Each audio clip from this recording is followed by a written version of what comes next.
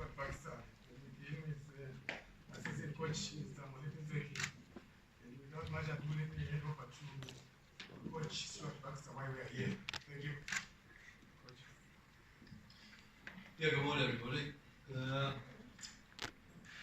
The reason that we found it important to have a sort of briefing that we don't usually do is the fact that it's so difficult to find a solution to the Cosafa and AFCON and all the preparations.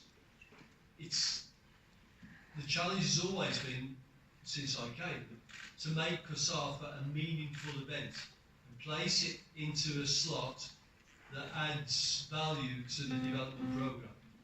So, that said, this Cosafa, pre-AFCON, there were some quarters that wanted us to use Cosafa solely as preparation for AFCON. Well, on many levels that fails. That fails. And so I'm going to try and talk you through the rationale behind what we're trying to do, and then at the finish you can ask a few questions. So to make Cosafa and AFCON meaningful events was one of our aims and objectives. And to ensure that all players are recuperated properly both pre, during and between events. So that the players are coming off a very long season, and they're coming off their seasons staggered. I mean, I'll mention that in another slide, but just for example, we have a Vince player will finish on the 12th, for example, a Chiefs player will finish on the 19th after an bank, and a Sundowns player may be finishing on the 31st. Now, how do you make sure that you don't burn out those players? If you say, right, we'll meet on the 25th, well, you're going to meet without Sundowns players, and the Chiefs players are only going to get 6 days rest. So, if you have that sort of thinking in your minds, you realise how difficult this has been. We want to remain competitive and be as well prepared as possible. So we could throw in a very strong team in Cosafa and win that, but then those same players are going to stay at tournament mode throughout the 6 weeks. And again, by the time they get to AFCON, which is more important, they may be burnt out. Because some of those players may be, or will be Sundowns players, for example, that have had this long road of CAF events and home events. And as always, we need to work within a financial framework. So we're not going to throw up a training camp in Barbados and then followed by 6 games in Argentina. But I mean that would have obviously fallen on stony ears. So the issues we've got, as I say, it was mentioned that we should use Cosafa's preparation for AFCON. It would have meant calling about 41 players to Cosafa because of the staggered nature of the finishing games. So a basic rest of 10 days has been allocated for recuperation. Most players around 10 days. I've spoken to a lot of the clubs. They're grateful that we're backing off and realise that the loading is important. So some players who have not played as much would probably get less than that. But most players, and maybe Sundowns players for example, would get a little bit more than that. So, but we've worked around there to try to recuperate everybody before we start bringing them onto camp. If we'd have used Cosafa, many of our front liners would still need to play Cosafa, again due to the staggered nature of the player's arrival. Meaning that Tyson, for example, the captain, finishing on the 12th, in the Cosafa squad would probably play 3 Cosafa games before then going on, and then before then going on to play in AFCON. So again, it fails. We're going to play against teams that maybe we're even going to play against in AFCON, and they won't feel their strongest team, and they'll enjoy very, very much being very physical with our lads to see how they could knock over before we get to Egypt. So again, it fails, and in its own unreasonable thinking. So I've just mentioned there, the league finished on the 12th, Sundowns players with a possible cap final on the 31st, Chiefs players with a net bank final on the 19th, Ligue 1 in France, the Yellow finish on the 25th, Belgium finish on the 20th, Holland First Division on the 15th, and the second on the 5th. English Championship on the 5th, but possibly playoffs add on to that. And add on to that the possibility of playoffs also to stay in the PSL for some PSL players that would have been in the squad. So you can see that to get all of that together, and then we've got to arrange some practice games to bring everybody up to speed. Who needs a practice game? Who doesn't? So we also want to rehearse against similar opponents and well together a fighting unit, which is training time together. So all of those things mean that the way that we're going to use Cosafa is we're going to take a reduced squad of about 22, possibly 23 players to Durban for the Cosafa, and that will comprise some new faces, some with past experiences that we've already invested some international time in.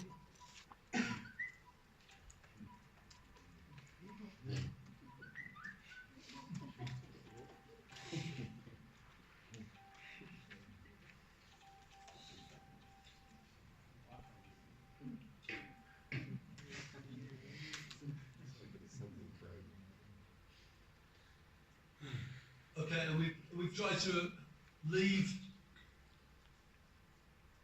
We're saying 10 there. I don't think it'll be that many. I think it could be about 8, 7 or 8. AFCON places still up for grabs. So the players actually playing Cosafa know that there are some places up for grabs. We haven't got the squad separated already.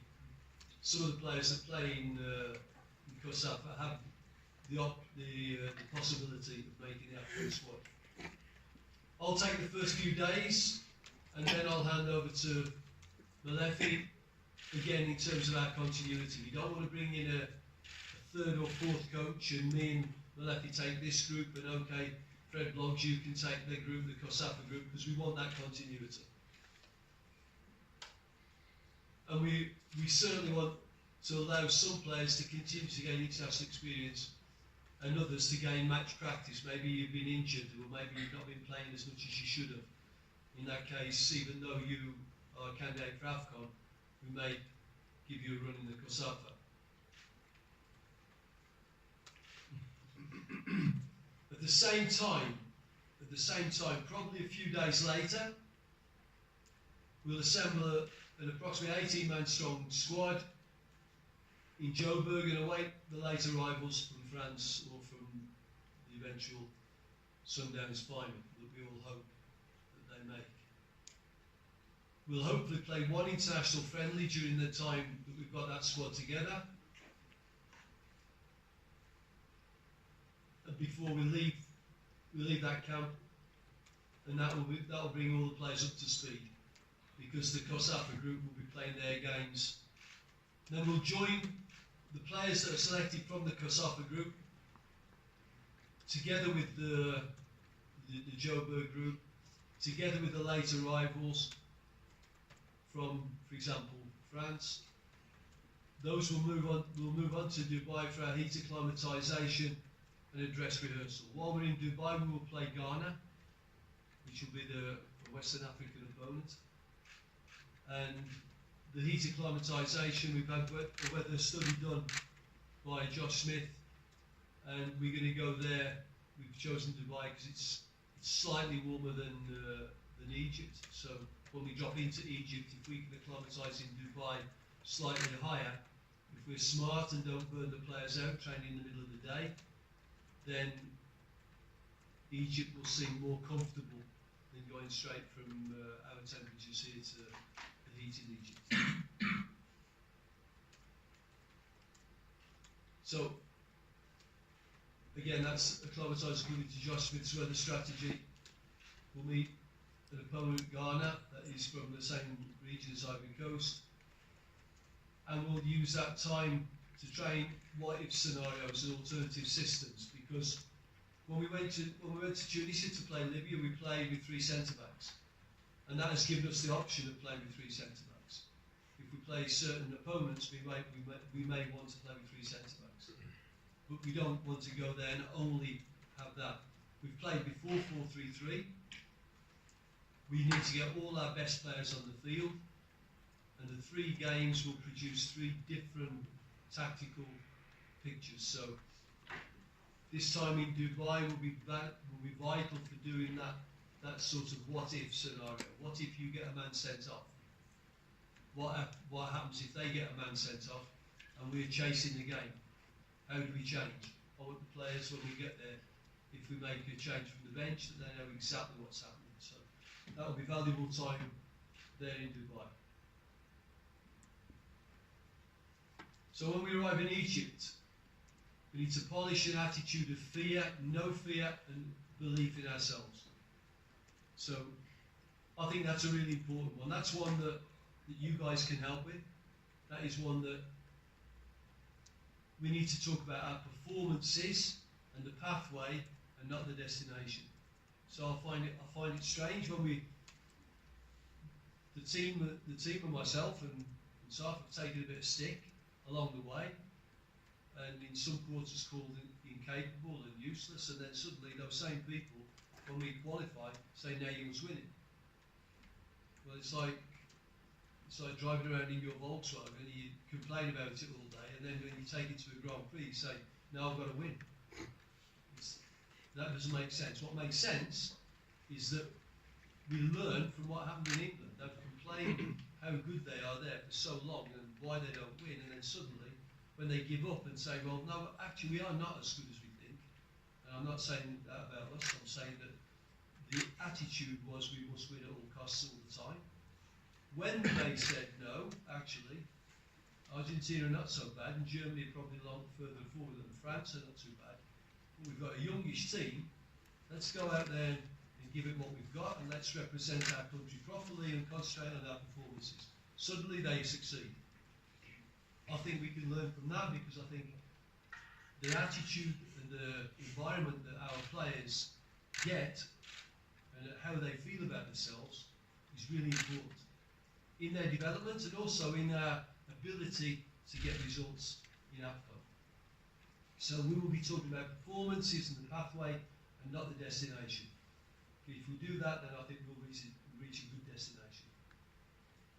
We will hopefully play one more game against Northern African opposition. We've had Algeria, and we did have Egypt, but they pulled out because they said the game would be too close to their first one.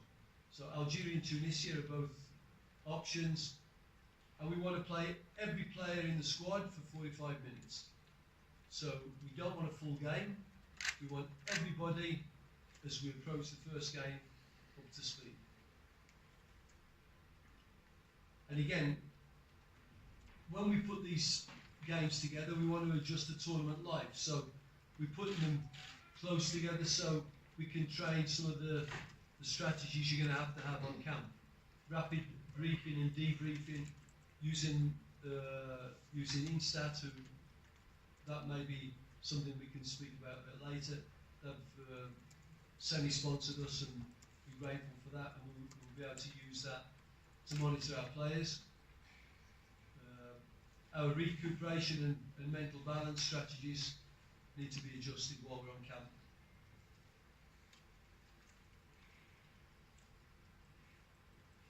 I will be leaving tonight. I was going to be leaving 2 days ago, but Dominic persuaded me to stay and talk to you guys this morning. So I'll be going to watch Joe Luntasi play, finish at Alzamax in Switzerland, and see if he's because his paperwork is getting very, very close, and I want to make a final check on him and decide if he's a candidate for AFCON or not. A little bit of cooperation from David's side, from David Natwani. He asked me, while you're in Europe, will you look at Liam Jordan? He's playing every game for Køge in Denmark, and he's playing a game in Copenhagen against Lyngby while I'm in that area. So I'll probably say I would drop in and speak to Liam and check. And he then possibly would be brought onto the Cosafa camp and become available for David in their return game in his qualifier. We will have 4 non-combatants with us in Egypt in the under-23s.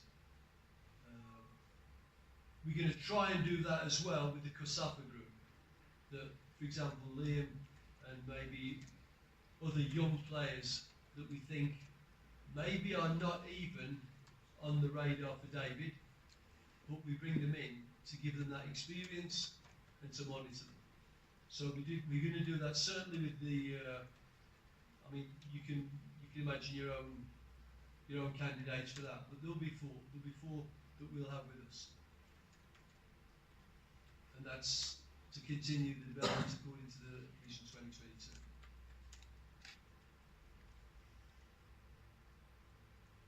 Okay. Is there anything you want me to go back onto there or tidy up? Thank you, Coach, for that briefing. We'll just be taking questions from the floor. We won't be having one-on-one because I know you've got another assignment at 12:15. So if we can just shoot the Coach. Yes, Maskepe. Just for clarity, maybe I may have Maskepe. just for clarity, I may have missed something. So when you are going to assess Joel and Liam, is it going to be on those matches? Are we sure that they're going to be playing, or is it just 2? No, those are the 2 games I'll watch. Yeah, I'm saying, do we know if they're going to be playing, or are we just going to go there and find that they're on the bench or not even in the 23? Well, that's one of the things that you do your research on before you go. Liam has played every game. He's not injured. He's not suspended. So, of course, he can get injured the day of the game. The same with Joel. But I'm sure that anybody with a footballing brain knows that things happen in football where players get injured, and I can't sit in Joe with. I can't answer that. Yes, sir. Maybe. Yes.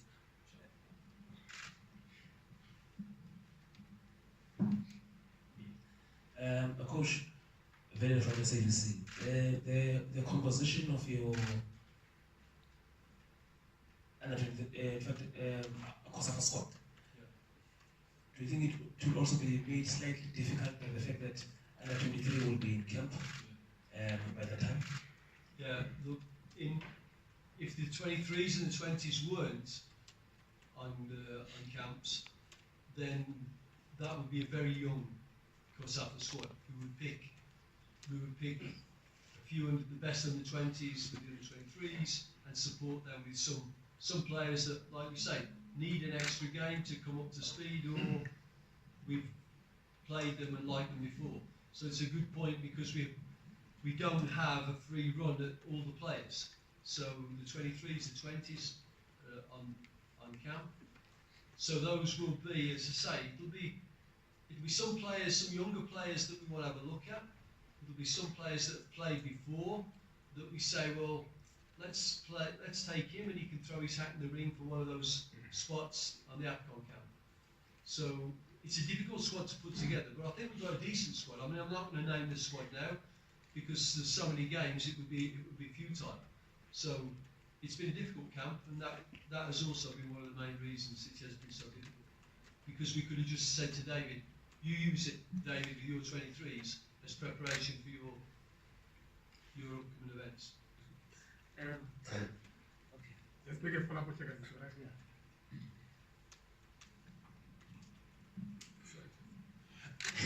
No, it's because I was imagining that who would deserve to be in that Cosafa squad who is not part of under 23 and under 20. If a youth player can make it to those 2, I know it's a tricky one for you, but yeah. Well, there's some players like Liam that David is not 100% certain about, that has been improving and maturing, and that David thinks, well, could you take a little look at him in Cosafa and then tell us what you think, and is he something for me now in the return leg? And that's the sort of, for example, you've got younger players that have broken through maybe of late, have impressed of late. Younger players, I don't mean 20-year-olds, but maybe a 22, 23-year-old that's right on the fringe. It may be an older player. When I say old, we're going to try and stay away from the more experienced players, 30, etc. But you are going to get some that are there just to really support the event. But we want to make it that they are candidates in the future for Bafana. Coach, can I just ask when you hope to announce your AFCON squad exactly, and also just with regard to Keegan Dolly and Bongani Zungu, obviously they were called up to the last squad but weren't able to play, and Zungu was on the bench. How much progress do you know they've made in terms of getting back to fit? I know Dolly hasn't really played and Zungu's been in and out of the team. And obviously for a tournament you can't really call up players that aren't fit. You can call them into the squad for a one-off game in the hope that they might be fit. So what's the timeline for that, and how confident are you that you'll have a fit and firing Dolly and Zungu? Yeah, well, Keegan has played. He's played a full game, and they both played reserve team games. As you say, Bongani's been on the bench, I think he played an hour, then he was on the bench, didn't get on, and then he's played again 30, 40 minutes. So I think they're both fit, because you don't pick an unfit player and put him on the bench in the French top league. You know, that they've got to be fit. Whether they're razor sharp, I think we've got to assess that and say, well, can we bring them up on our camp? Will these games that we've got bring them up to full speed? Keegan Dolly is probably more of a concern because his injury was such a severe one. You know, Bongani is fit, and I've got very good contact with Amiens and John Williams. He's got an English name, but he puts me off because he speaks like Inspector Clouseau. You know, he speaks this English with a very, very heavy French accent. And he assures me that Bongani is doing very, very well. Keegan's difficult because they played him, he came to us, and he went back with a new injury. Then he went back, he recouped, he got back in the team, and he has played since then. He has really got to play a little bit more before we can say, well, you're over your injuries, and now we can, again, bring you up to speed. So it is a concern. It isn't something that we're just taking lightly. So we'll make a decision on that. The Cosafa squad, I'll announce that when I get back on the 15th. I've got a meeting with the president as soon as I get back, and then the following day, the 16th, probably we'll announce that squad. And a little bit later, when you can see all the staggered leagues, when they've played their last games, we'll announce the AFCON squad. Can we take a step on Mencias and Bali before we call him in? Bali. Oh. Hi, Coach. I'm not sure if I got it correctly in terms of the friendlies. Are you still yet to confirm them? Algeria, Tunisia, or is it a done deal? If it's not confirmed, when can we expect your confirmation? We want. Yeah, no, it's not confirmed. We've had contact with both of them. Both of them are willing to play a game, but you've obviously got to go through the normal channels of sending emails to the associations and then receiving a confirmation back. So neither of them have confirmed, but both of them have said they're willing to play. And we don't want to play too close to the Ivory Coast game, but we want to play two teams and bring everybody up to speed, as I said. And in that case, it could just be instead of a training. You know, it doesn't have to be an official international match. We want to play an international friendly before we leave South Africa. We've been speaking to Zambia. So that one, they have also said that they're willing to play, but we haven't got the official confirmation. Ghana we do have. That's confirmed. Coach, now that you've had some time to digest your AFCON group, have your thoughts changed, or what are your thoughts on that group? Because it's a very difficult group. Difficult group, and when I saw it, it's a good group. I didn't mean it was an easy group. I think it's a good group for the squad of players that we have at the stage of their development that they are. You know, we said that when we started to change the squad and the makeup of the squad, the ages and we left some good players out. And we've progressed, I think, with the group of players that we've got. And we've got some good young ones coming through. And what they needed in their development was to play a major tournament. Well, they succeeded in qualifying for AFCON. And this group that they've got, therefore, for me, is a good group. It's a real challenge. You know, I don't think anybody would have been happy, really, if we'd have got a, on paper, easier group, because we know, being South Africans, that that is not always the best for us. I think this is a good group. I think it's 3 different tests. It's going to be a test of character, it's going to be a test of tactical nous, and it's going to be a test of self-belief. And I think those 3 tests is what we throw down as a gauntlet to our players.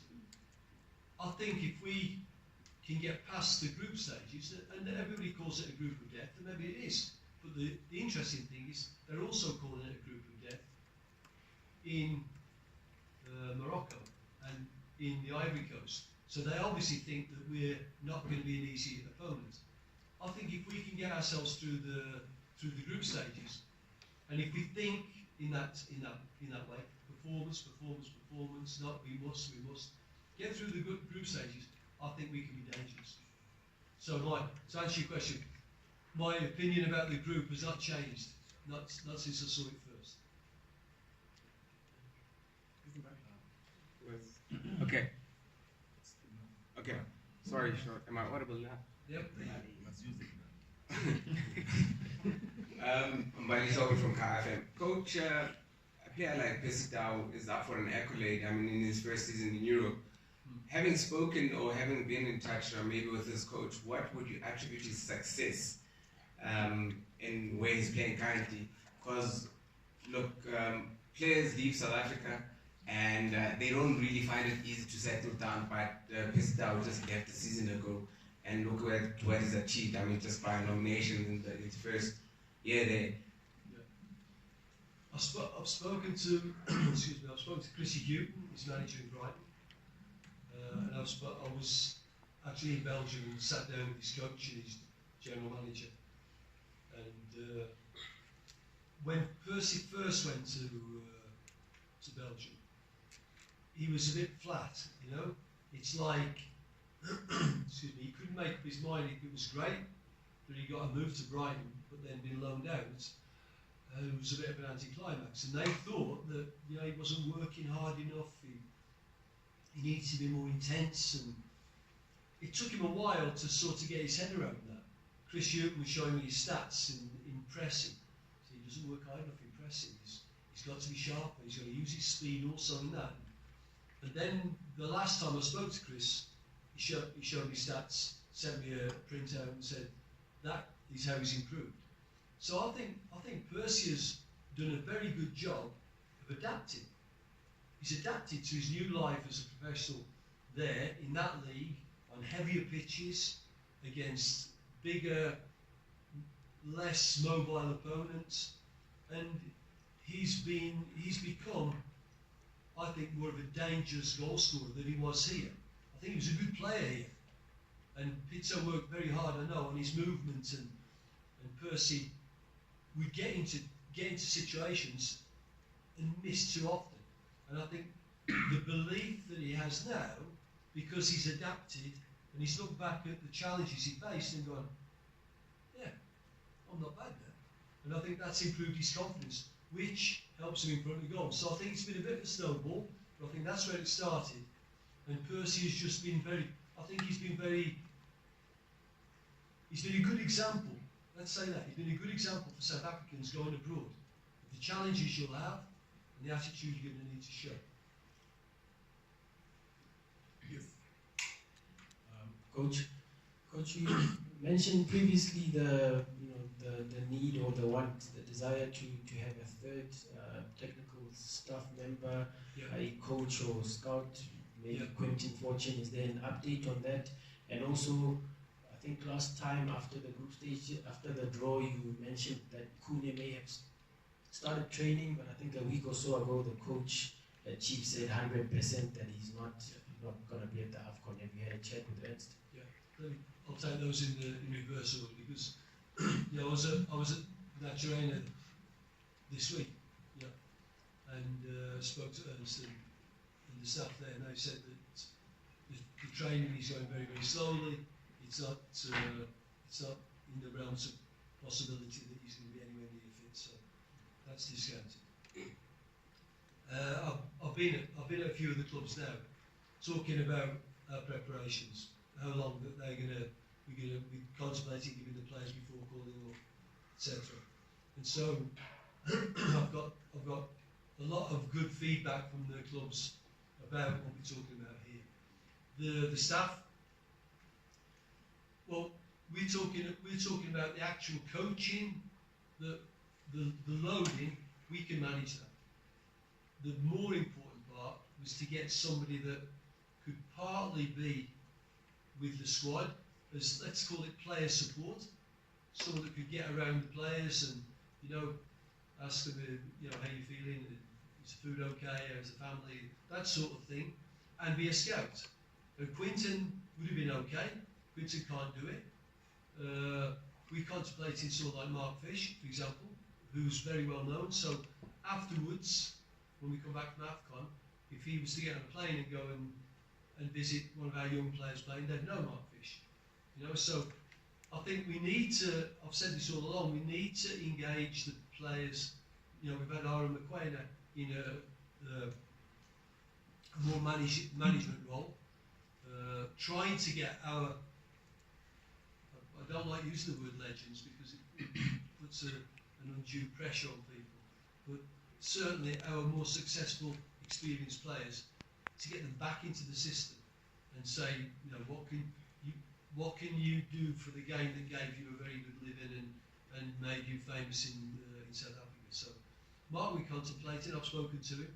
He's considering his availability, and we'll take it from there. Good morning, Coach. D-Setso here from Football Conversations. Coach, what I wanted to know, personally, when I watched the Libya game, our midfielders found it a little bit difficult to deal with the press, right? With how Libya were pressing us in midfield. So we were turning over possession quite a bit. Would you be prepared to call up players that we know are really good on both sides of the ball and they can deal with that sort of pressure? For example, a player like Andile Jali, who isn't playing regularly, but we know he can definitely do a job, not only in that position, but in other positions as well. Would you be willing to call up players that we know can do a job, but aren't really playing regularly? Thanks. I would much rather talk about players that are included in the squad, who have played. So you mentioned our players turning possession over. I thought the first 30 minutes, yeah, you're right. But I think that was probably a combination of not a great pitch, an aggressive opponent, and a high level of anxiety. I think when the game settled, I thought that Camo, I thought Dean, I thought Klompo, Temba, I thought they were very good on the ball. And that's why we could get more early possession quickly into our two front players, and that's why the further the game went, the more emotional they became, the more that we could break them up and we could get good possession into our front players and create more chances. I don't think there's any real need to go back to players that are outside of the system. I mean, I could go back and I could say, look, any of the players that are not in the squad now, I could go back and bring them forward. I don't know what that would do for South Africa, to be quite honest. I don't know. And I'm not talking about Andile, I'm not talking about that, I'm talking about going back would be probably for me a sign of we haven't got a clue what we're doing. Going back, jumping backwards and forwards. I know Andile Johnny can keep the ball, I know that Tokelo Ranti is a great striker on his day, I know that a lot of the players that are not featuring at the moment are not bad players. But I don't think the principle of jumping backwards and forwards lends itself to any coherent vision you have for the future. And I don't think I'd be doing South Africa a service by doing that. And that is no slight on any of the players that you've said or are not in the squad at the moment. Coach, do you mind taking two questions at a go, or still prefer one? No, take two questions. I think let's get into Temba. Coach, what? Oh, yeah. Oh, sorry. Yes. I'm looking at the back. Oh, yeah. How do you look at the performance of Mamelodi Sundowns, in the Champions League, especially away in relation to probably your planning or how you would want to play the Nations Cup, and also maybe just your thoughts on the upcoming second leg against Casablanca? Well, I think Sundowns have done a fantastic job. I think they've done a great job. I think their players have become more and more adept at dealing with all the situations you get. Now, the thing is that there is nothing like playing for your national team. If you ask people, if you ask Tiger Woods what is the most difficult thing he's ever done, he'll tell you playing the Ryder Cup, not going and playing in the US Open. And I think it's a little bit like that with Sundowns. Sundowns have become very, very adept at CAF competition, and their players are very experienced. So, of course, that spills over into, we can use that in the national team, of course. But still, playing for your national team, taking a penalty for your national team with the nation's eyes on you, is still another thing. It's still another form of pressure. So, I think that they've done a fantastic job. I think Pizzo's got a great balance within his team, and the knowledge that they have got of playing on the continent now is outstanding. So the way they've played, and they play different ways. They've played more and more with this sort of false nine, with Mabui dropping and then spinning out and playing in behind them a lot. So they've changed the way they played slightly as people have moved. Percy, Gilliatt, they've taken in people that they've thought, no, that didn't really work, so we've got to change it. And I think they've been good at finding a solution. So watching Barcelona last night is interesting.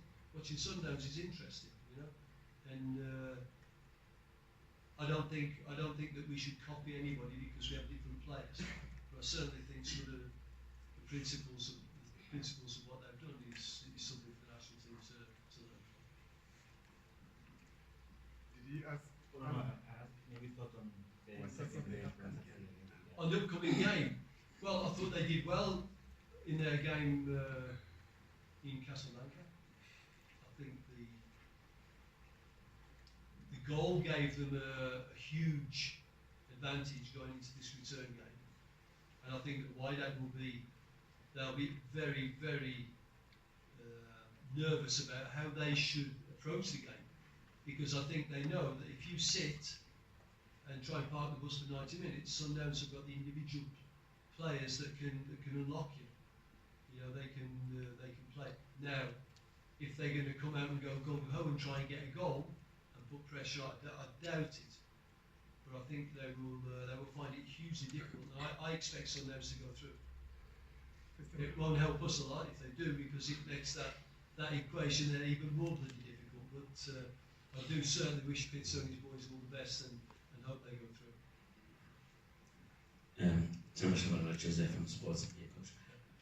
You after his heroics in the qualifiers, Darren Kidd finds himself on the sideline at Wits because of his contractual dispute with the club.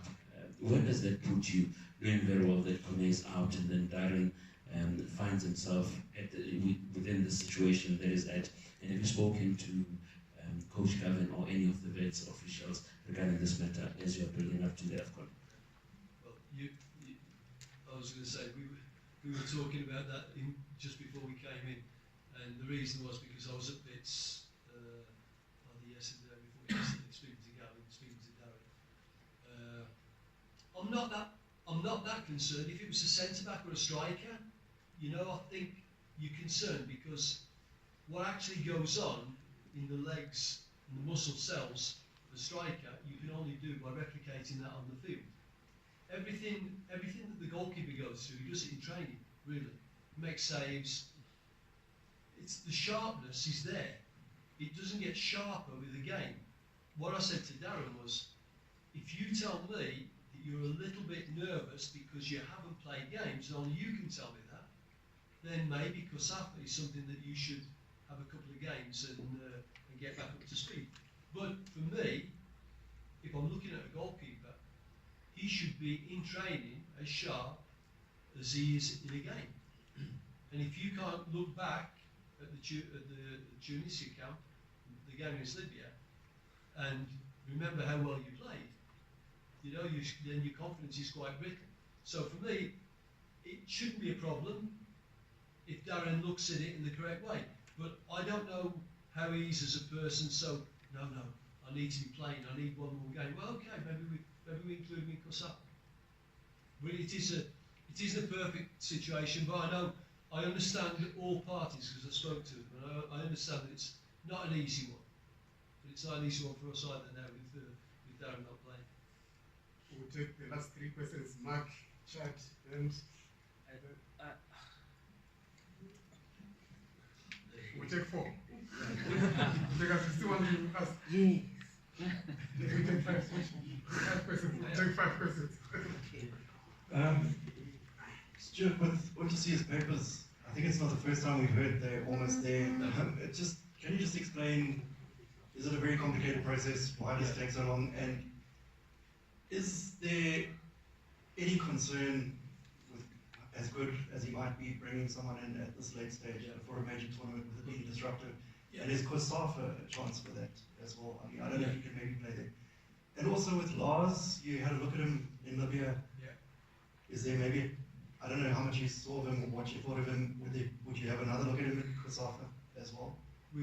I mean, all of those things that you've mentioned there, we were discussing before we came down. Lars, can we take it the opposite way around again? Because Lars is obviously, I had a short look at him, and I liked what I saw, and to the degree that I don't think he at this moment is a competitor to burst into the team, but he's a very interesting impact player for us. And on the camp now, I got the feeling that the boys warmed to him a little bit because I asked them to play him in a certain way. I said, don't play with him the same as you play with Percy.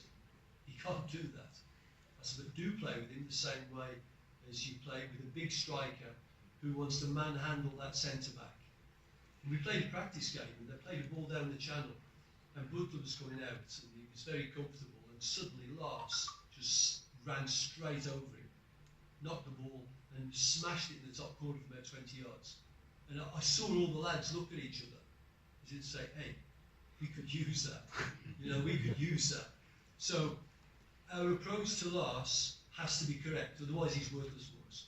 And I do see him as being an impact player. And yes, we did discuss now, could we get him to Cosafa to have that little extra look? And would it be okay for him? And you know, so that's the last one. The situation with Joel is this.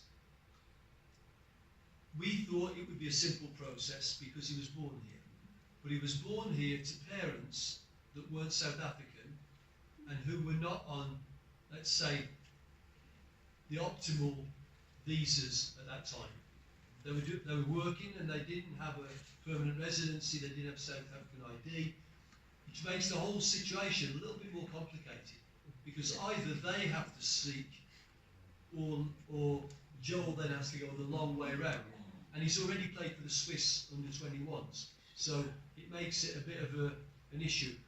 We have got round it, and what I'm going to look at is that, okay, is it all worth it? You know, because exactly what you're saying, I'm bringing in a lad that's not been in the qualifiers. In that case, I've got to be 100% certain that he's adding value to the squad. So I'll look at that game. Hopefully, while I'm away, the papers will be ready to be stamped, and then I'll have a heart-to-heart with Joel, and I'll tell him what I think. Are you going to add value, or I'm sorry, but this is not the right time. After AFCON, maybe we can sort of slide you in, but is a consideration. You don't just upset the group for no apparent reason, just because he's got a history that's quite attractive.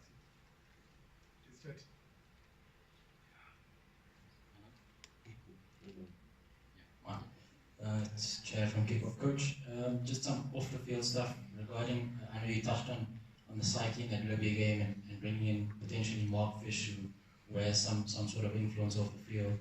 Are you looking at maybe a psychologist? You know you've used one before. Is this something, an occasion where this could actually come in handy? And then secondly, in the past we've often heard the issue of player bonuses and disputes with the association. Is that something you're going to be looking to tackle beforehand? Maybe have discussions around that to avoid any situation where the players rally together and say, listen, we're downing our tools in case Safa don't pay us bonuses. Yeah. Well, I'm not aware of any disenchantment from the players' side when we're talking about bonuses. Whether they've been paid on time or not on time, I still think the general feeling in the group is that we want to play, we want to get on with it, and we hope that we can agree on a fair bonus. I don't think there's any downing tools. I don't think that's on the agenda at all. I think there's conversations going on, and I think we all expect it to be amicable. It's an easy one for me because I get zero, so that's just to let you know. We're gonna look at this with Mark as I say, a player support, and can go and scout. And we want to take him to Cosafa probably because this is what I've said to Mark. We'll go to Cosafa, look at what we do, look at what we want to look at our opponents, learn a little bit, then come with us, then get around the players, support them. If there's a game I need you to watch, you know what we're looking for. And after that, well, what does Mark then do? Well, Mark can then be some sort of player support again, but not only on a home front. If we've got an interesting player playing in Bloemfontein, Mark can go. And I'm sure that kid will feel very, very pleased that Mark Fish is there to ask him how he's doing. But also, if he goes to Europe, they know him in Europe. So doors will open there a lot more easily than if we send somebody that's less recognisable. So that's the role for Mark. And the other support we're talking about, we've investigated psychologists, we've investigated breath training coaches for the heat. We've got our own Cheryl, who's the eye specialist that we could enlist. You've got to try and we're trying to get a balance in the squad, you know. We don't want to suddenly make the players feel like, well, you're all totally incapable, really, you know. So we're bringing in all these experts to turn you into something approaching a footballer. So I want to get support, and I think the psychologists we have had, and I do think the players, psychologically speaking, are improving. I do think that the living in the country is a sorry, I think living in the country has a massive effect. So if you're living in India and you'll have a mental approach to things. You know, we talk about discipline. You know, I don't see much discipline on the roads. I see people flying through red lights or texting when they're driving, and that's discipline. You know, you don't get that in Germany. But on the other hand, we like the fact that because we're a bit random, we can make a plan, and on the field we can do things that the Germans can't do. You know, so that sort of logical thinking, and that, I think that's what we have to balance up, because we like that at times, but we don't like it at other times when you get anxious and you underperform. So I think it's what I'm trying to say, Chad, it's a balance. Yes, we know it's an issue, but how much do we let a site come onto camp and get hours upon hours of work, and how much are we going to get back for that? Or the breathing coach, you know, can he tell me that he could come on and do an hour twice, and that would definitely benefit the players in terms of reducing their anxiety before a game, or making sure that they can go that little bit further. We're looking at all of that, but at this moment I'm not saying yes or no on that one, but we are looking at all of those things. Yes, sir. Coach, I see you're having a busy schedule. Going overseas to check players, and also have the Cosafa leading up to the AFCON. Yeah. But with over a month to go to the AFCON, would you say you have an idea of the squad you'll be taking? Perhaps 80% of the squad will be taken to the AFCON. And what are the challenges the biggest challenges you might face in finalizing your squad? What would be your biggest challenge? I think if you look, our starting point when we started looking at the squads was, let's look at every player that's played for us over the last 1 year. And when you've got that long list, you can start chunking back and saying, well, who has sort of played himself out of there? Who did we not think was up to it at that time? Can you revisit that in Cosafa? And then can you make a final choice for AFCON? The most difficult thing, without a doubt, for every coach is who do you leave out? Because we get 23 players, plus we'll take the 4 young ones, and so we'll have a squad of 27 travelling to Egypt. And the most difficult thing is to decide who do you leave out. So we know there's not going to be 10 sort of outrageous selections where you guys are all going to go, wow, I didn't think that was going to happen. I think once you see the final squad, and it isn't nailed down yet, but when you see it, I'm sure you're going to go maybe, oh, that one's an interesting one. You're not going to go, wow, look at what the hell's he even taking? You know, it's not going to be that. So I think we do know more or less. We have our options that we're thinking, well, could be him. And we have the ones that are coming up that we say, would be nice if we could get him in. But yeah, 80% we know what's going to happen, and the others we're going to be filling in as we go along. We'll take the last 2 questions. Really from your friend. Coach, with most of the targets for Cosafa, for lack of a better way, being individualistic in the sense that you said that 10 AFCON places up for grabs, some being looked at for the under-23s, how do you get that team, which some has been quite scattered, to play as a collective? And what is the collective target for Cosafa? Well, the collective target for Cosafa is always to win it. I mean, that's, if you say the target for AFCON is to win it, I mean, that's without me shouting it from the rooftops. But if any coach takes a team to a tournament without wanting to win the tournament, then he's not worth his salt. Now, both Cosafa and AFCON, I'm not saying we are going to win it and banging my chest like Tarzan. So what I'm saying is we would like to, we want to, and I want that to be reflected in the attitude of the players. There's no real individual thinking when you pull on a national shirt. There shouldn't be. It should be, what can I do to be the best teammate, to be the best representative of my country that I can be.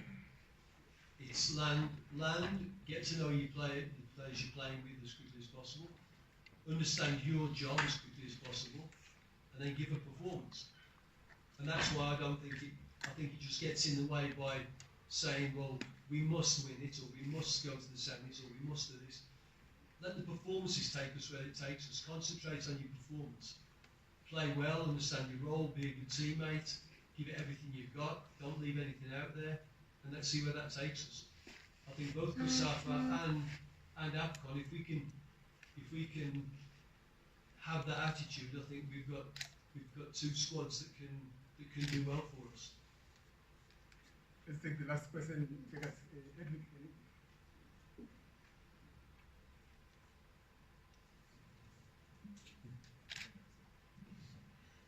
Coach, just to take it back to the issue of Mark. I was there in 2015 for the AFCON, and I think it's critical to have a national position analyst. But don't you think this is a position that you need a qualified coach in it? Because I don't think Mark has coached at the high level. Mark's not a coach. He's a very experienced football person, and if he can understand what I'm looking for, when I send anybody to monitor a team for me, they're only looking at maybe 5 things. I don't want to know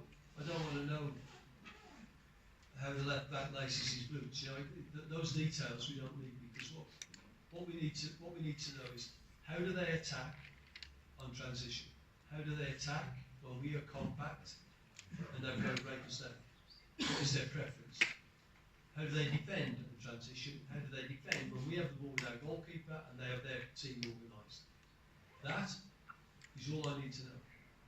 The speed that they go to on transition, give me a mark out of 10. Are they a 1 out of 10, or are they a 9 out of 10? You know, and I just need to know that. And the set plays we can analyse on the DVD. But when you're there and you look at that, tell me, how do they do that? Now, I think Mark is more than capable. I think having a coach would be overqualified. If I take the best scout, let's take the Barcelona scout, for example. I'm guessing he couldn't coach Barcelona, honestly. So I think we don't want to overqualify it.